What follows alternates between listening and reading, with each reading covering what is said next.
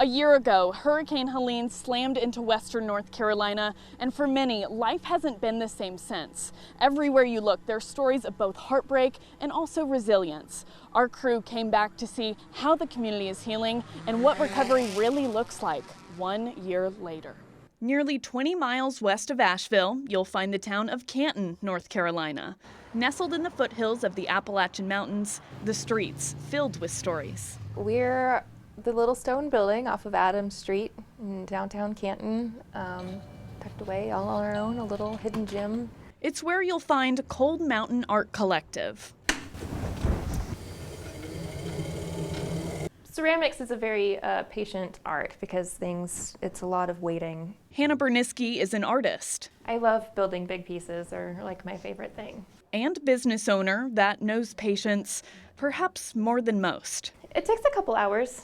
Okay. I build them in sections. Her store, a ceramics studio and art gallery featuring the work of 50 local artists. But this past year didn't shape up to be entirely smooth. It's amazing how much trauma, I guess, you can fit into a year.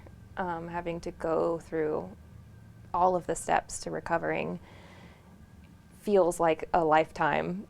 When Hurricane Helene hit, Berniski's dream went underwater. All of this was underwater. I would be underwater right now, in the deep end of the pool.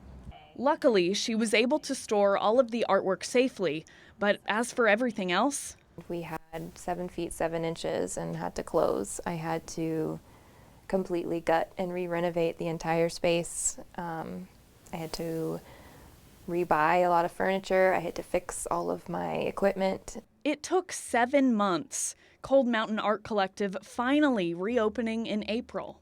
The waiting was really hard because I didn't have working equipment. I couldn't make my own pottery. I couldn't do my own artwork. That's so therapeutic for me. I had no outlet to create and unwind, and so it was just waiting. Yeah, and I'm sure this was a time when you really needed that Really outlet. needed it, yeah, definitely. At the front of the store sits a photo album telling the story of Cold Mountain Art Collective's recovery. And if you start from the beginning, you'll see pictures from when the store originally opened in 2021. This was our grand opening, our ribbon cutting ceremony. And this was 4 days later. Tropical Storm Fred, the first time Berniski had to rebuild. Fred was devastating as a new business owner who had just opened her doors, to then have to immediately close again and re-renovate all of the hard work we worked on over the summer. Open, close, rebuild. Open, close, rebuild. Patience is an art, all documented in this little book. And then we reopened, and there's more. Oops, so sorry. And falling out of the back were letters, notes of encouragement from across the country. What makes you hold on to them? Just as a reminder of what we're doing and why we're doing it. This is the second time you've had to do this. We're hoping there's not a third. Well, I think it would be foolish to not expect a third, but we're definitely prepared better. We have a better evacuation plan, if you will. We still have flood insurance. So what keeps her going? I'm not ready to let go. I'm not ready to give up on this mission and move on. So Is that what keeps you so resilient through all this? I think it is. I just, when I was building my business plan initially, it was a brave space for the community, and it is still. And I think the fact that so many people supported us through Helene wanting us to come back just reiterates that our mission is on track.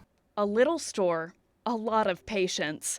1 year later, the streets of Canton still tell stories, not just of what was lost, but of what's being remade, piece by piece.